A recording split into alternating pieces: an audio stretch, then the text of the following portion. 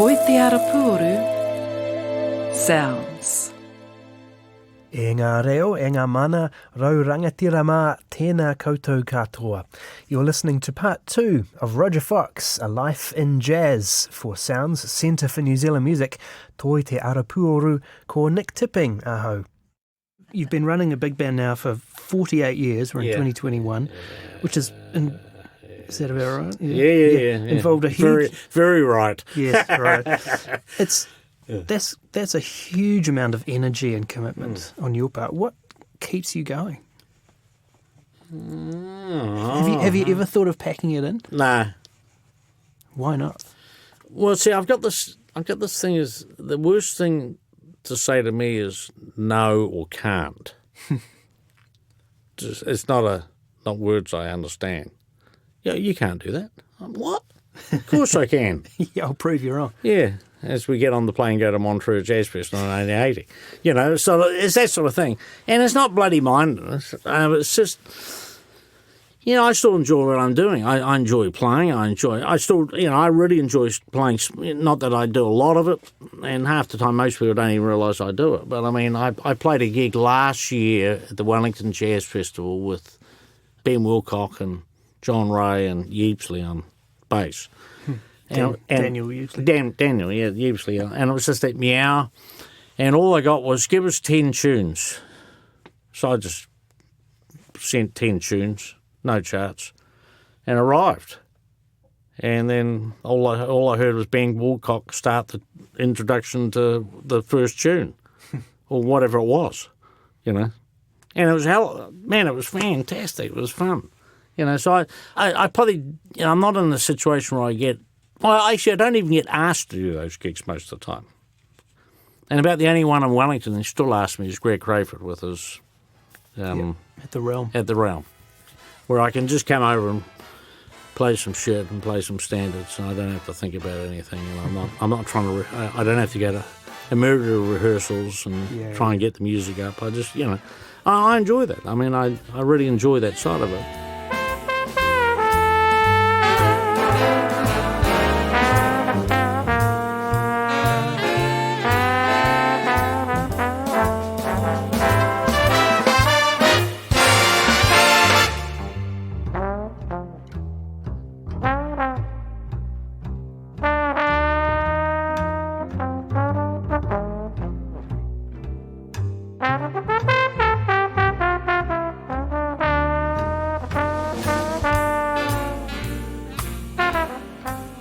The good thing about my band is it was never set up to be a band that had to be able to sight read instantly on the spot.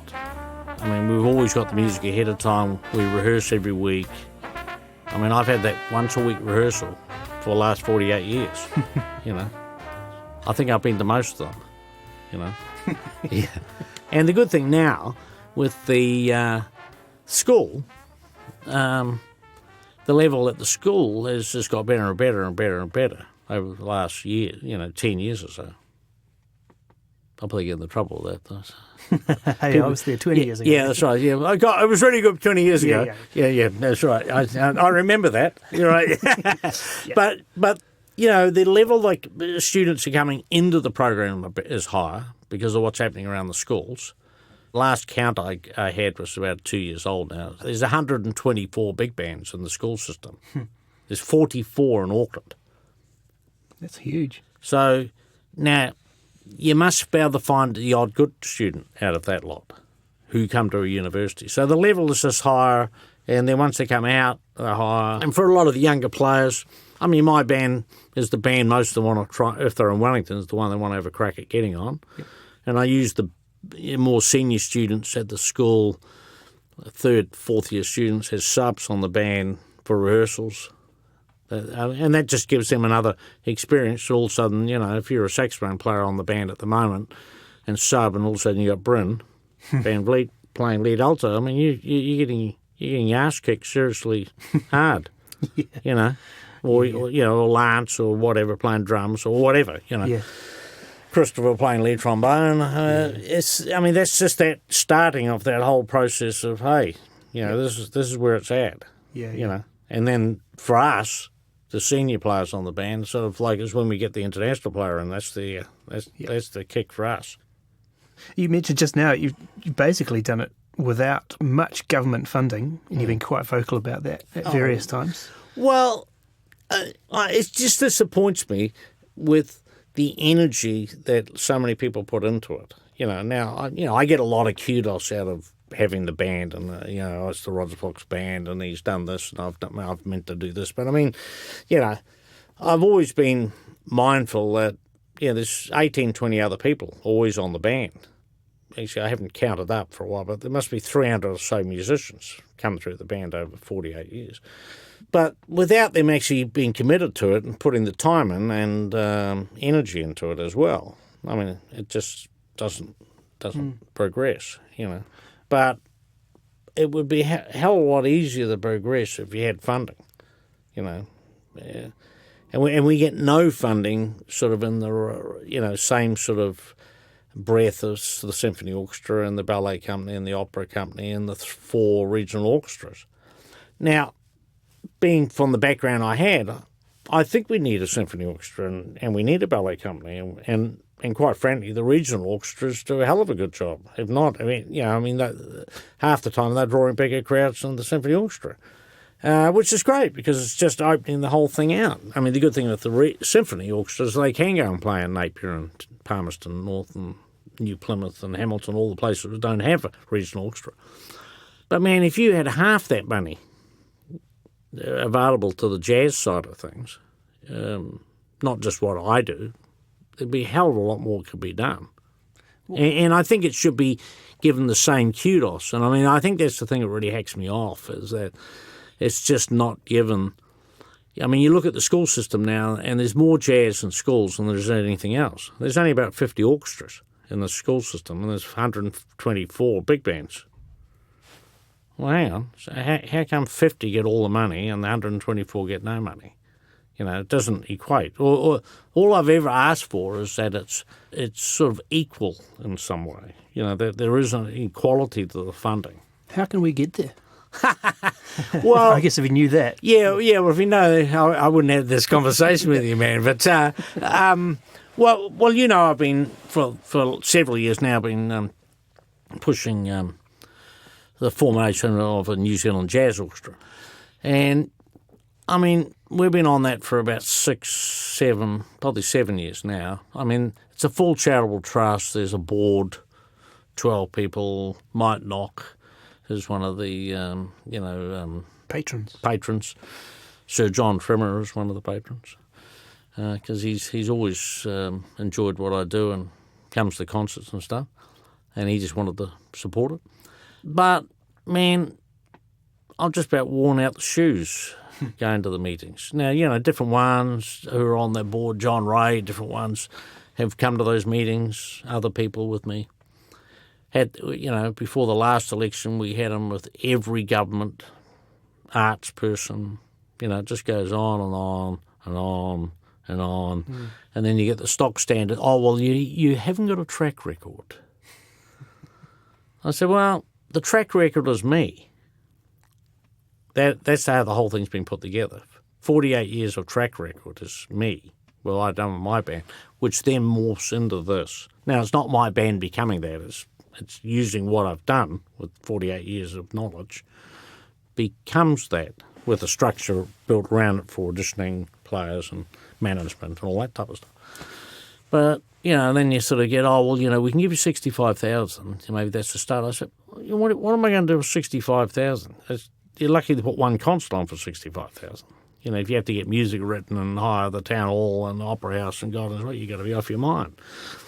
And then when you sort of see the money which is handed out to, the other organisations I've mentioned, like millions, 20s of millions going to some of the organisations. And really all we need is 1.5, which is less than half the most of the regional orchestras get. So that would give us a full-time New Zealand jazz orchestra, which would also get everybody who's studying music somewhere that, I mean, if you scratch on a violin or play a flute, well, I shouldn't say scratch on a violin, it's probably that's been a bit derogatory, isn't it? Yeah, scratch on a violin, bugger it. Yeah, whatever. If you're at one of the universities studying classical music, there is a pathway. You've got a pathway to audition for the regional orchestras, and then maybe the symphony orchestra, if they don't take overseas people. But there's no pathway of that nature for the jazz students, equally who are playing at the same level, technically on their instruments. I mean, it's a joke when you sort of see somewhere like Germany who's got 2 full-time big bands, WDR and the HR band. We have a symphony orchestra and 4 regional and a ballet company, orchestra company, and we can't find enough money for one New Zealand jazz orchestra. You've got to be off your mind.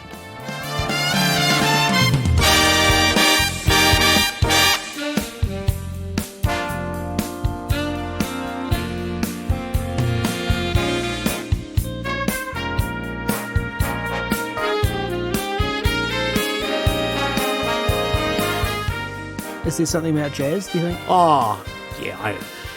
The problem is that like I've joked about it before, but I probably wasn't joking, but what I need to do is find the person who, at a given time, decided to make classical music elitist. What was the thinking process of that person? How do they come up with somewhere 100 years ago, 150 years ago, 200 years ago, 50 years ago, whenever it was, and they said, oh, well, right, now, really we're just a covers band.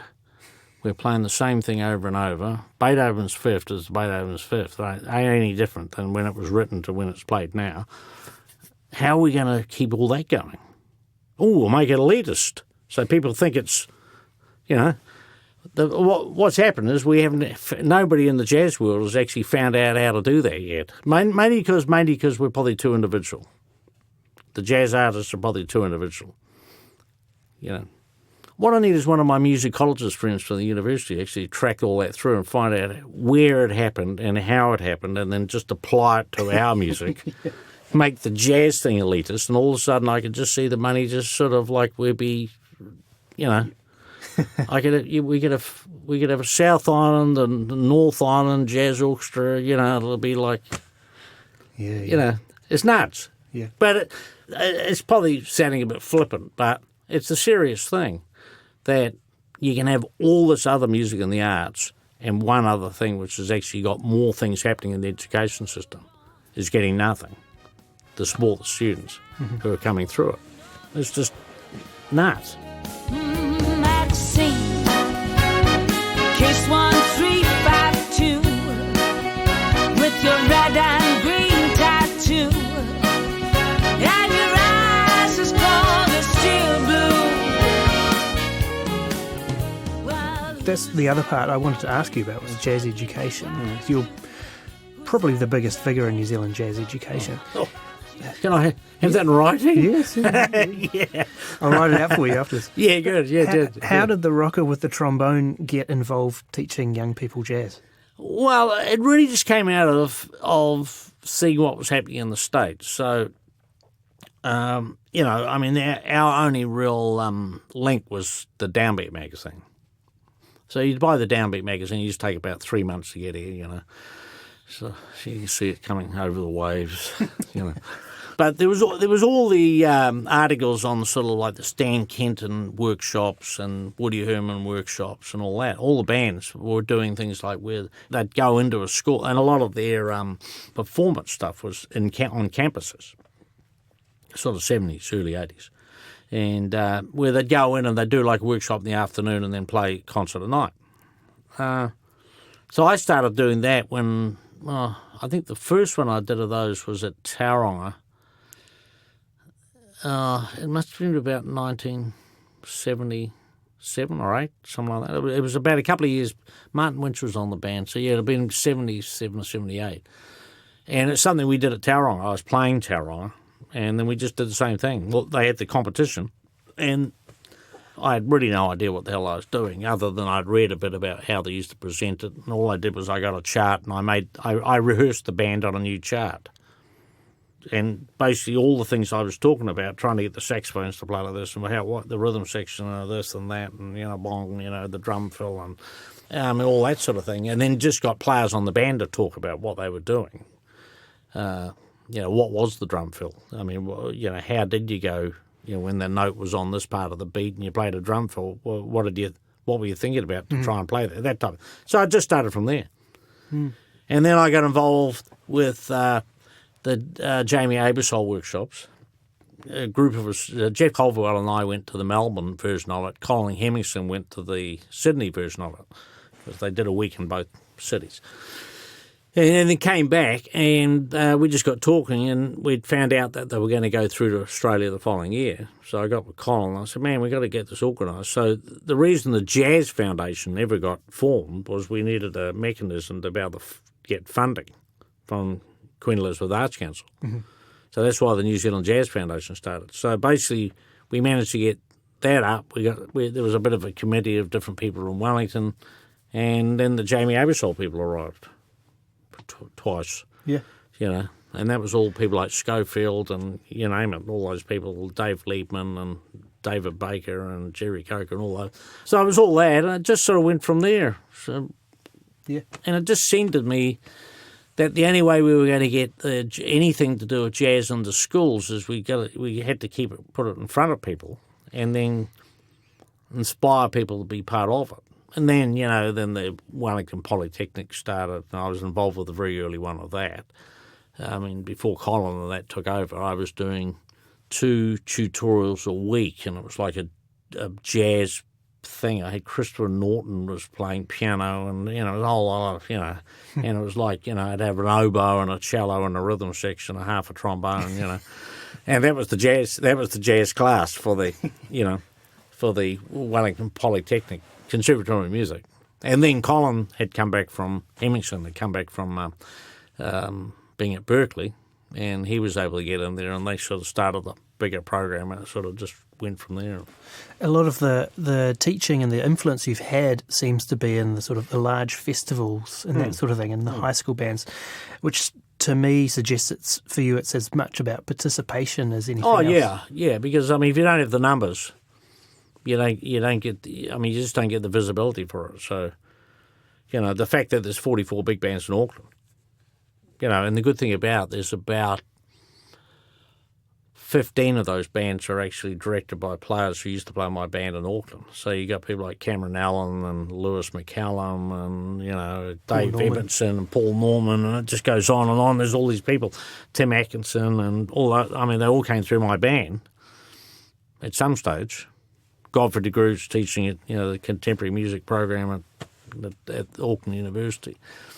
Yeah, so I mean, the more you can inspire people to go at that, and then people come through the school and they go back into through the university, they go back into the high school system. All of a sudden, there's somebody in the high school system who knows what jazz is meant to be about. It just elevates it again. So the whole thing just keeps going round and round. Your own education came on the job, as we've talked about, but you have been involved in university music for quite a while. Mm. Is it possible to teach jazz in university? Well, I think you can teach anybody the tools. I've never been a fan of the teach by number method, so because I was never taught that way myself. And everybody I know who played at a real high level hadn't really had that education. They'd learned it on the job and by practicing and getting kicked by somebody else. But I think there's a role for the music department, like the jazz music department, just the same as it is for classical music department. But maybe I think that's probably why I've been there as long, because I can bring a more of a real world purpose to it. I mean, I run the school big bands like I run my own band. I mean, that's well known amongst the. Well, I think it's well known. They let me do it, but so it's kind of like on the job training, really. Yeah, because I mean, quite frankly, they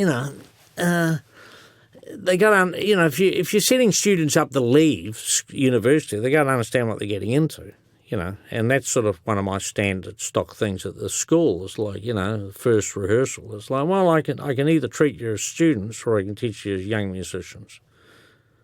which one is it? If it's young musicians, you're going to be treated like I treat the players on my own band. And these are the parameters, you know. So there's a commitment to it. And you got to be more professional. You're not just sort of shambling and, I feel a bit sick today, I won't come into the rehearsal. You know, I don't want to hear that because that's not how a gig is, you know. Now, with the COVID thing, maybe, but but I think even that, quite frankly, has been stretched a wee bit, you know. But again, it's got that ring of that sort of mentorship, apprenticeship kind of system. Well, I was sort of brought up right. You know, as I say, my father had that particularly. He had that, and I grew up with that sort of, you know, encouraging people to play, mentoring them to play, not the big stick method, you know. Do you wish you'd had the opportunity to go to jazz school? Would you go if you had the opportunity? Now? Well, not now, but if you well, I actually looked at going to Berkeley. I looked at going to Berkeley because I did the Berkeley correspondence course, the arranging course. It used to be a nightmare. I mean, this is like mid-70s. So everything was by mail. So it was like 24 lessons, and you could only send one lesson at a time. So you'd write it out, do it all, and then mail it. And how long? And then they'd have to mail it back. And then... So you couldn't move on to the next lesson because if you'd have cocked up all the things and the ones you just sent, you needed to know because that what you're going to do in lesson 2 related to lesson 1. It was like, you know, it was like my whole life. Trying to get to this, you know, sort of. And I looked at going, but the year I was in the throes of sort of looking at auditioning was the first Montreux trip, 1980. So that was... You had some other stuff going on? Yeah, I had other stuff, you know, there's that sort of thing. And then through Gordon Brisker, the saxophone player, American saxophone player, he had put my name forward to the Woody Herman Big Band, and they'd given them... Now, basically, the way that had to work was you had to go for 2 weeks and you basically played, and then you were like either in or out. But... It was right at the time as I was doing something else. It was like, oh, God, I'll just, you know. And I just looked at it. Every time I had something like that offered, it was like, well, if I do that, this isn't happening, and then all these punters don't get the opportunity. And really, doesn't matter. Yeah. So I got my inroad into being on those bands by having players here who played on them. So, you know, I had all, you know. That's your education. Yeah.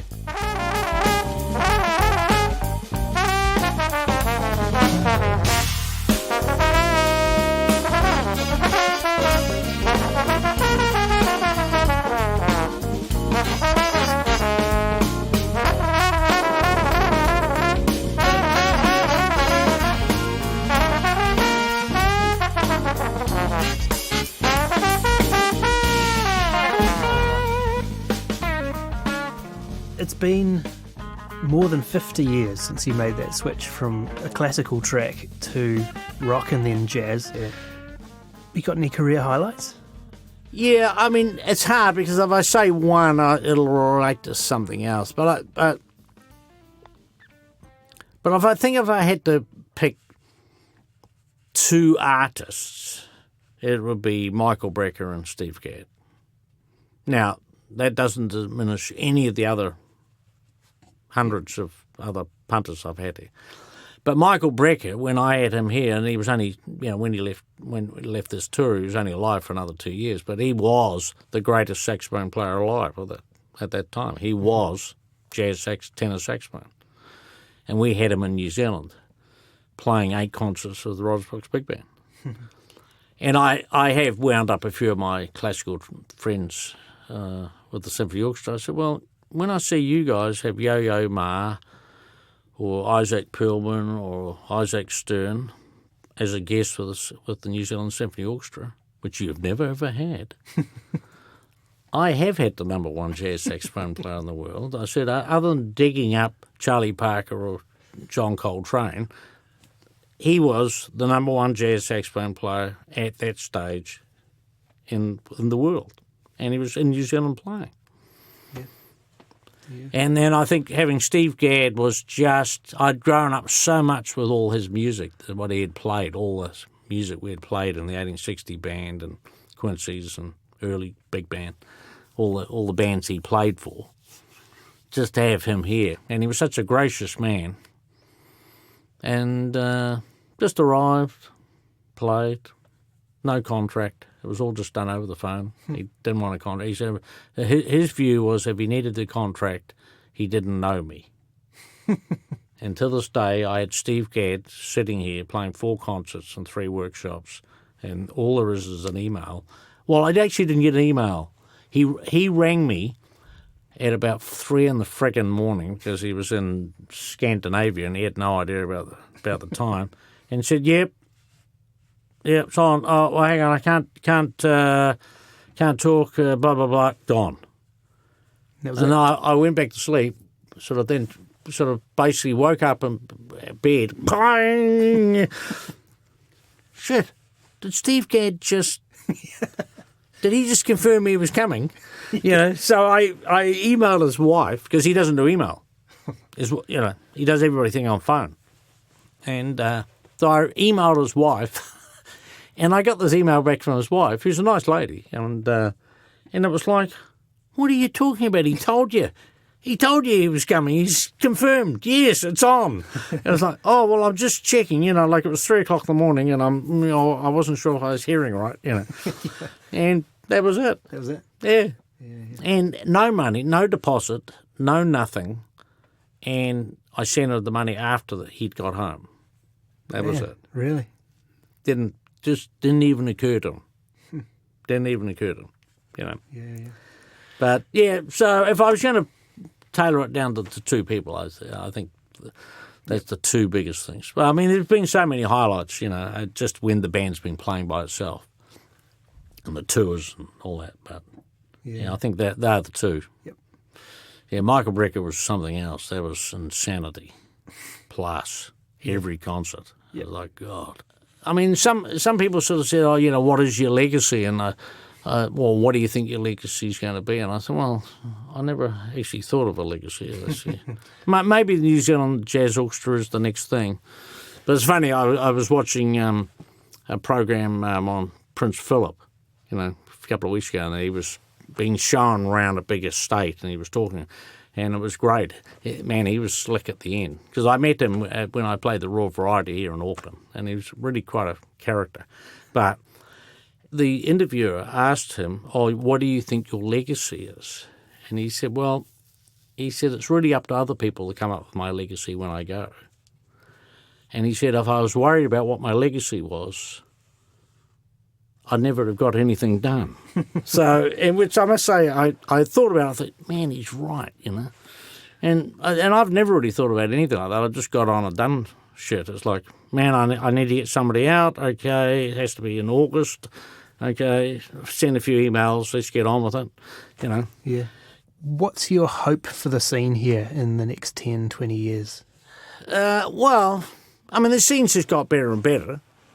As I say, I think more on a commercial level, I think there needs to be a more constructed scene, like I had with the brewery circuit when I was on bands in the 70s, Now, how they do that? Well, I do know how they do it. They just need to spend the money. So things like the Music Commission and all those people, that's where a lot of that money needs to be going, I personally think. But on the jazz front, the problem is I haven't found anybody as stupid as I was. You know what I mean? And that, quite frankly, that's the reason I'm really, being as proactive I can with the New Zealand Jazz Orchestra component. Because I can see if I actually leave here today and get hit by the bus, then nothing will happen. I mean, I've joked about it before, but I mean, it's like if I know what I know now after 48 years, I probably wouldn't have got past 1 year. Sort of thing. But knowing my mindset, I probably would have. But I just can't. It's just a whole different time now. I mean, everything for me was right place, right time. It was like classical career, rock band. rock band which played the music we were listening to. It was on the radio. 1860 band, all the same music everybody heard on the radio, we played 6 nights a week. It just sort of, everything was the right place, right time for me. Now, I don't know if you can actually, younger players now, and I'm encouraging as many as them can. I think it's good that there's a lot of more big bands around. Only things I'd like to see is that all the big bands don't use the same players.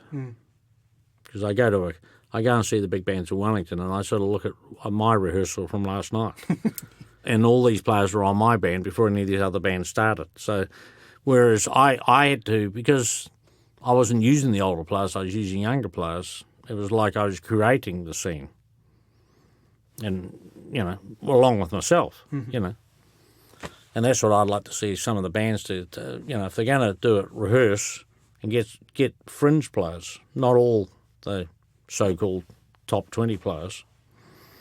Maybe use a few of them and then create. And then all of a sudden we've got 80 players in town playing the music, not 20.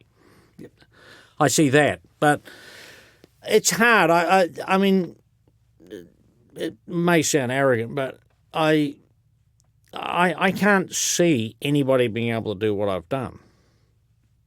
If I could wake up 48 years' time, find out that somebody's done it, it'd be bloody fantastic. But I just can't see it happening. It's just a different scene now than it was. And it's more the commitment you have to put into it. Do you want to give up your life? Have 400 marriages, lose 4 houses, all that type of thing, I mean, there's been a toll on that. And, I'm mindful of that, but if you want it, that's what you have to, you got to go through. But I think for the legacy of the music, to keep the actual whole jazz thing going, is the New Zealand Jazz Orchestra. Because that way, some of the younger folk can be, or for younger musicians can become band directors and assistant band directors and arrangers and all that for the band. Yep. I can see that's how it can keep going. It'll create its own ecosystem. Yeah. And that's why, it must be 7 years ago we started on the journey with this, And as I told he's the finance minister now, actually, but when I had the meeting with him, I said, well, hang on, I can't wait forever, man. This podcast was presented by SOUNZ Centre for New Zealand Music, Toi Te Arapuoru, presented by me, Nick Tipping, with Phil Brownlee on Sound. To learn more about Rodger Fox and for more information, go to the SOUNZ podcast website, SOUNZ, that's SOUNZ.org.nz. Nō reira, tēnā koutou, tēnā tātou katoa. Toi Te Arapuoru, SOUNZ.